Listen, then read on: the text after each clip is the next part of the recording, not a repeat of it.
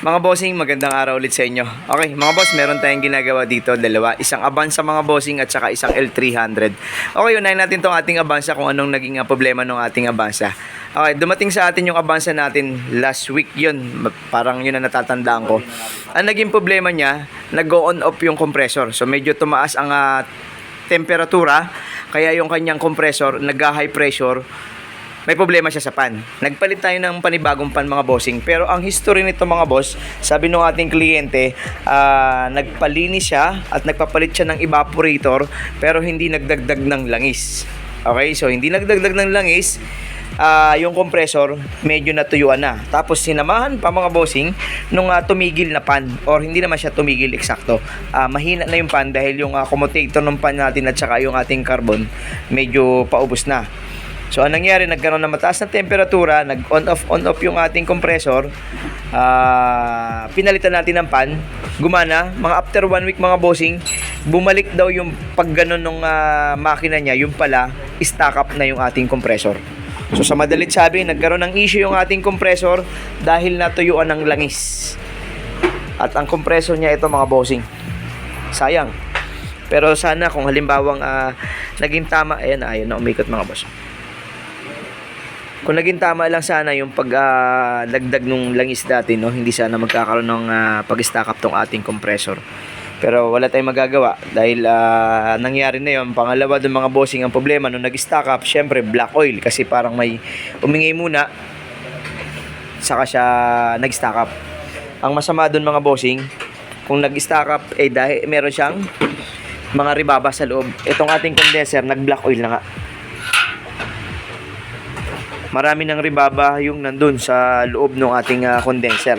So sa mga ganitong kaso mga bossing, pagka ganito at hindi mo kayang linisin ng 100% yan, mabubuhay ulit or iikot ulit sa system yung ating matitira ditong ribaba at saka black oil na langis kung hindi malilinis ng tama. Kasi mas maganda pang maglinis ng serpentine mga bossing, kasi ang serpentine na condenser, alon-alon lang siya, no? Wala siyang division na parang ito kasi po mga boss, pagpasok niyan dito, lalabas yan dito, meron division yan yung mga parang palatandaan na yan, tapos hanggang dito yan mga boss. Ito yung last na lalabasan niya. Parang isang linya muna ng ganyan, tapos lalabas dito yan, lalabas sa pinakang out niya rito. So medyo mahirap siyang linisin kahit doon sa ginagawa nating pinapasukan natin. So medyo komplikado.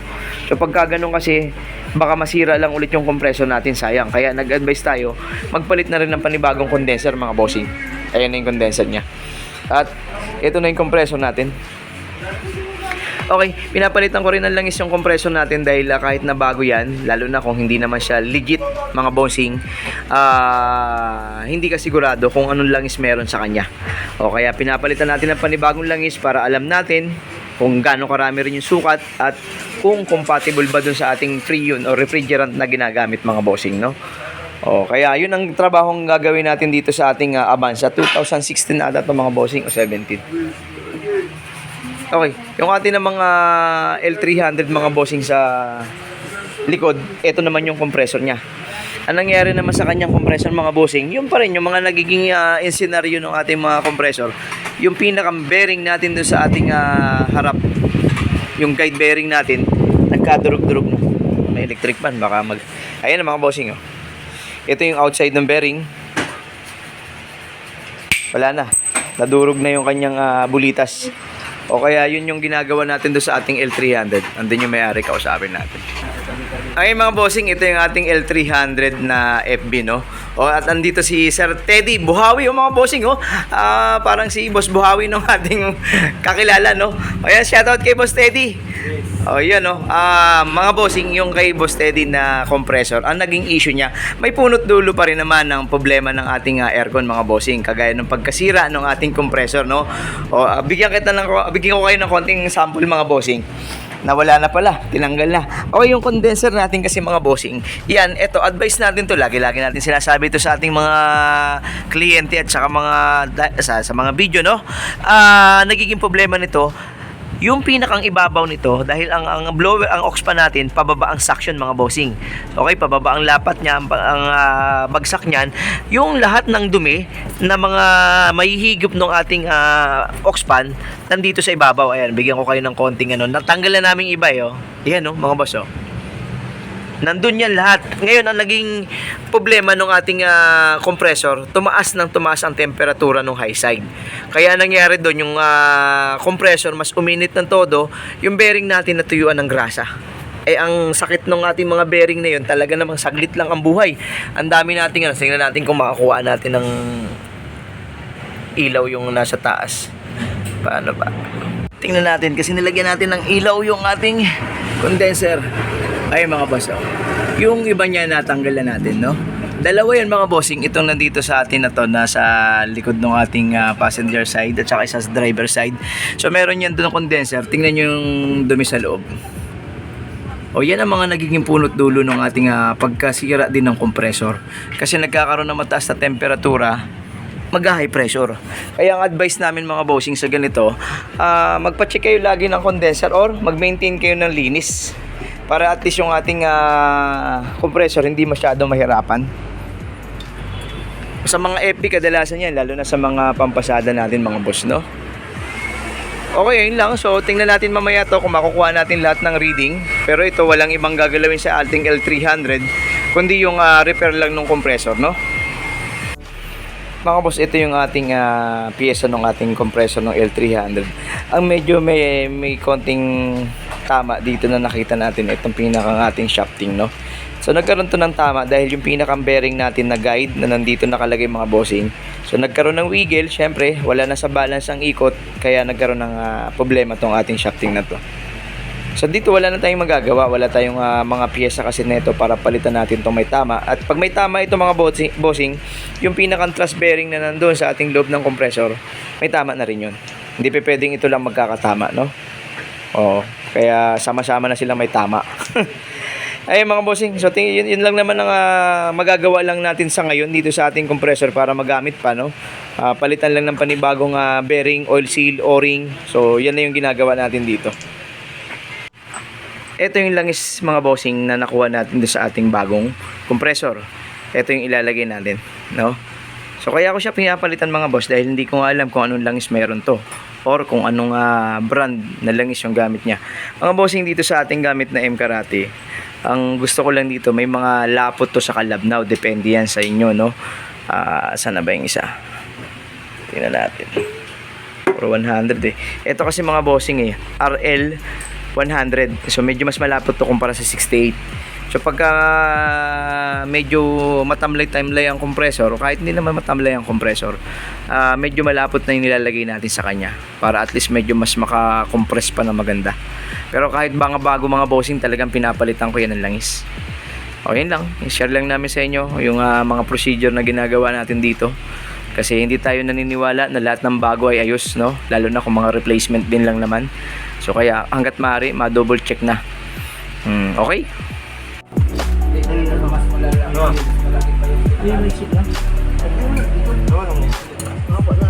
Ang ating compressor ng L3 mga bossing, medyo may problema dahil doon sa pagkasira ng ating bearing.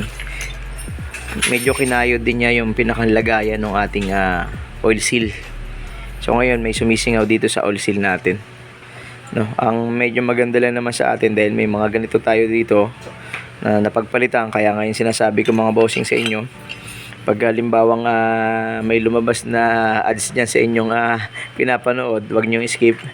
At may mga nakukuha tayo, o kaya yung iba naman na mga ino-offset natin na mga hindi na mapapakinabangan na iba, no? Yung mga ibang mga piyesa naman nakukuha natin.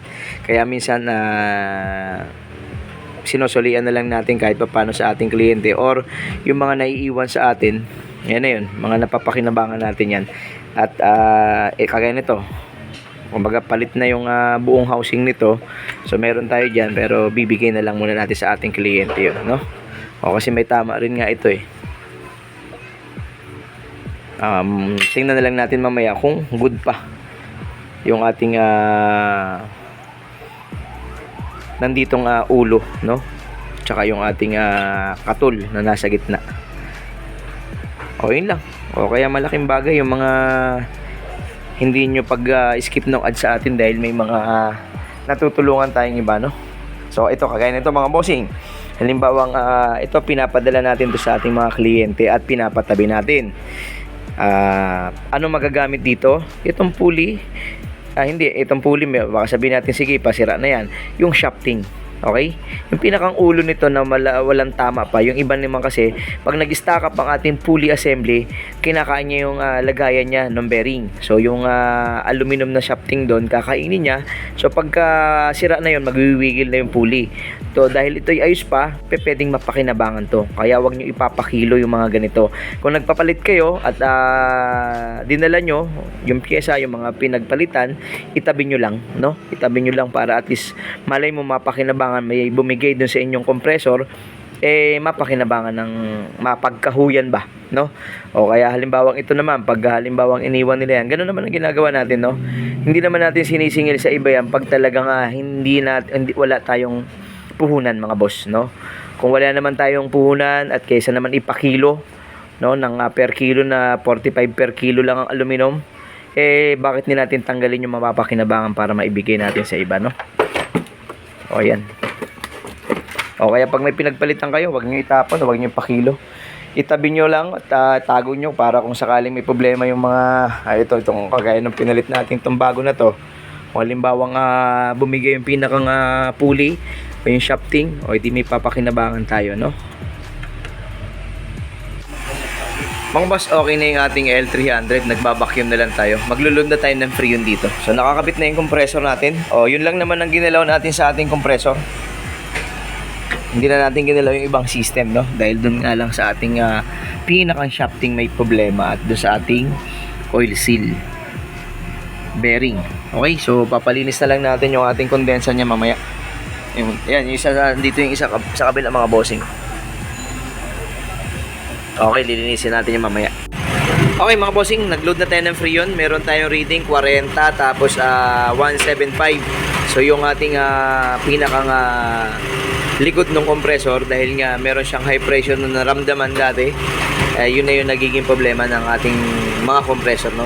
At isa pa dun sa ating dumi na meron tayo dun sa condenser, hindi pa natin nililinisan dahil gusto nating makuhaan muna ng eksaktong reading na hindi pa binabasa yung condenser. Kasi mga bossing, magkaiba po ang reading pagka nabasa nyo na yung condenser.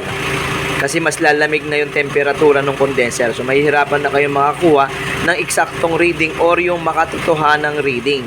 Dahil nga yung iba pag may konting daya, binabasa yung ating condenser. Kung gusto nyo dayain yung reading, mga bossing, no? Halimbawa mataas ang high side, mataas din ang low side. Pag binasa po kasi minsan, bumababa o kumakalma yung ating reading. Pero hindi tayo ganun dahil ang gusto nating makita kung talagang anong totoo na reading nila. Para at least alam natin kung ano pa yung mga gagawin natin, no? O kaya hindi muna natin siya pinapalinis. Mamaya, pagkatapos linisan, titingnan natin kung ano magiging resulta. Yung mga natanggal na mga ribaba sa loob ng system, wala na akong magagawa doon, mga boss. Kumbaga, ang sabi ko nga doon sa ating kliyente, ipa-flashing na yan sa sunod kung sakaling magkakaroon ng trouble ulit yung compressor. Wow, yun nga lang kasi siyempre pag sinabay-sabay natin yan, talaga medyo malaking trabaho yun, mga bossing. Tapos hindi ko rin ikakabit yung compressor niya nang may tama pag nilinis ko yung system. Kasi sayang yung linis kung halimbawang ibabalik mo rin yung may tamang compressor. O kaya kung sakaling bumigay yan, magpapalit, lilinisin natin lahat. Okay, so mamaya tingnan natin pag nalinis yan. Kulang pa naman ng freon. Okay, abansa natin mga bossing. Naka-load na rin ng nitrogen para makapag-leak test na ng system. Naibalik na rin yung ating bumper. Shower out sa ating kapatid, oh. Poging-poging bagsik. Okay, kay Bernard, yun, oh. Ayusin nyo, ha. Ay, isang gumagawang pogi. Pogi, hindi makatiis, umuwi. Ay! Sabi, tagig lang, hindi naman pala. Oy! Okay mga bossing, buo na rin yung dashboard natin, no? Oh, very good na to.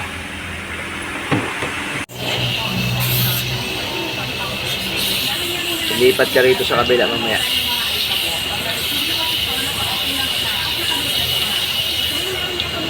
Sama kaya natin yun, no? Nakuha ko kaya? Muntik pa ako matuloy sa mga boss, ah. Okay, okay. Mga bossing, buo na rin yung dashboard natin, no? Oh, very good na to. Lipat ka rito sa kabila mamaya. Sama kaya natin yun, no? Nakuha ko kaya? Muntik pa ako matuloy sa mga boss, ah. Okay, okay. Mga bossing, buo na rin yung dashboard natin, no? Oh, very good na to. Kung nakuhaan, di sama natin. Mga bossing, mas maganda kung napapalinis nyo yan. Pero pinaka-safe talaga, mabaklas yung pinakampan na yun, no? O kung hindi kayo marunong maglinis doon sa dukot doon sa taas, tanggalin nyo yung pinakampan. Kaso masyadong marami niyang tinatanggal.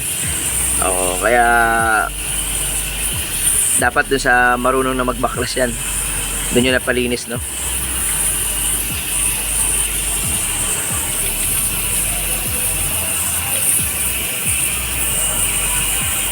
Okay mga bossing, ayun na, uminit na yung ating condenser.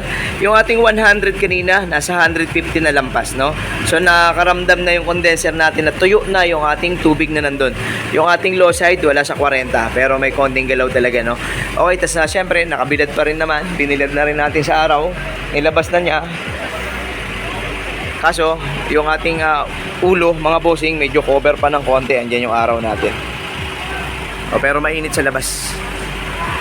Yung lamig, testingin natin. Okay, testing tayo ng lamig mga bossing. Ito yung ating nakuhang lamig dito, no? So, hindi man lang tayo nakapagpababa ng mga nasa 15. Hindi, malamig pa naman. Mababa naman. Parang mga nasa 18, 17. Samantalang yung bumababa pa naman mga boss. Pero yung ating ginawang L300, nakakuha tayo doon ng GIS. Mababa sa GIS pa ata o mga GIS, no? So talagang medyo maganda yung setup ng ating Denso na 17C sa mga condenser nating malalaki, no? Ito kasi hindi talaga mako-convert to ng mas malaking compressor, no? Pero kung merong magpapasubok sa amin mga bossing na mag-convert ng ganito, gagawin namin, no? Wala pa lang kasi tayong sinusubukan ganito na para tapan ng panibagong compressor na ibang compressor. Kasi yung belt nga po nito mga bossing, isa lang ang belt, dalawa pala. Isa sa alternator at saka sa compressor ang magkasama. Pero yung pinakang bracket nito, kasama rin yung bracket ng alternator, kaya hindi natin siya nako-convert agad na mabilis kamukha nung ating mga 4056, no? Pero kung may magpapa-convert nito, susubukan namin. Yung nga lang, medyo matagal-tagal talaga yan, sigurado ako, dahil sa belt pa lang mga bossing, pag nagbago na yung laki ng ating pulley, syempre magbabago rin ng belt, no? Kung magkakaroon pa ng pag-bracket or rebracket or panibagong plancha para lagyan yung lagayan ng ating compressor na panibago, magbabago talaga ng panibagong belt yan, no? Doon pa lang mauubos na ang oras nating mag-testing dahil wala naman tong manual na ina-adjust yung belt, no? Ito yung hydraulic natin na kusa siyang sumisikip doon sa ating belt o tinutulak yung belt natin. Okay, ayun lang mga boss, So hindi tayo nakapagpababa ng GIS, yan ang katotohanan dyan. So pero hindi ko naman ginalaw yung system nito. At yun na rin yun, may konting ribaba na yan na nasa system. Kaya dapat talaga to mawash out lahat. Pero dahil may tama ang compressor, paghandaan na lang nila yung panibagong compressor, saka natin linisin lahat. Okay, so papaalam lang tayo kay Boss Teddy. Okay mga bossing, okay na tong ating L300. Papaobserbahan na lang natin kay Boss Teddy. Boss Teddy, salamat po sa pagpunta, salamat din sa tiwala. Ayun. Tapos yun na, yung compressor, sabihin mo sa iyong anak, medyo paghanda-handaan na, ha? Thank you sa service niyo, sir. Thank you. Yun. Salamat. God bless po. Thank you, bossing. Ngayon, mga boss, salamat na marami din sa inyo. At syempre, ingat lagi. God bless sa ating lahat. Thank you. Okay, nakapagkarga na tayo ng Freon dito sa ating Avanza mga bossing. Ang problema, nung kinabit na natin yung ating mga accessories, yung reverse cam niya, hindi na gumana. Okay, so, may problema natin itong RCA. Gumagana naman nung bago binaklas. Ang problema, nung tinanggal siguro, baka itong RCA natin may umido na. Nung binabalik na, ayaw ng mga bossing, wala nang signal yung ating reverse cam. Okay, so yun yung mga ibang insenaryo na mga pwede nating daanan pagka may mga ganyang problema, no? Yung mga accessories na mga dagdag na ganyan, no? Kasi nga, syempre, kung matagal na yung ating RCA at may mga umido na, hindi mo naman tatanggalin yung radyo. So, masasagasaan talaga. So, ngayon, nagpalit pa kami ng panibagong RCA. Yun na lang naman. Kasi inatras natin kanina para sana mag-testing tayo dun sa labas. Ang problema, hindi na lumalabas yung monitor ng ating reverse cam. O yun na lang, papapalitan ko lang muna tapos testing natin yung aircon. Mga bossing, ito na yung reading ng ating Avanza. Meron tayong reading na 30 ang low side, high side natin, wala pang 175. Okay, so very good naman yung reading natin para sa compressor nating bago, syempre sa condenser. So, dapat lang talaga maganda reading niya. Tapos syempre, lamig, testingin natin. Yung pang back to zero natin, dumis palinghado pa. Okay, lamig. Ayun na, bumababa naman ng nasa 8 na mga bossing. 8-7 na ang nakukuha niya lamig, no? Number 3, thermostat, 3-port. Adjust natin konti.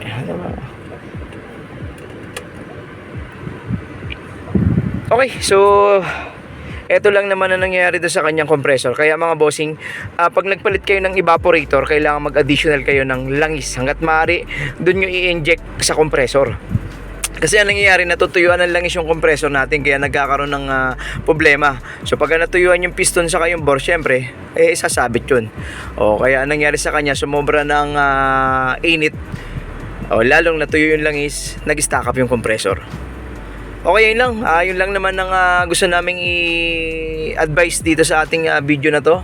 Pag nagpalit ng ating evaporator, hanggat maaari, maglagay ng langis. Or kung maluma na or medyo matagal na, lumampas na ng 5 taon yung unit, hanggat maaari, mag-flashing na rin na system. Palit ng bulb saka dryer. Eksaktong sukat ng langis para wala talagang kawala mga boss. Para hindi talaga magkaroon ng problema yung ating compressor o high pressure. Okay, ayun lang mga bossing, yan na nakuha nating lamig. Hindi na kami nakapag ng araw kanina kasi etong ating radyo na to, nako po, pinahirapan tayo.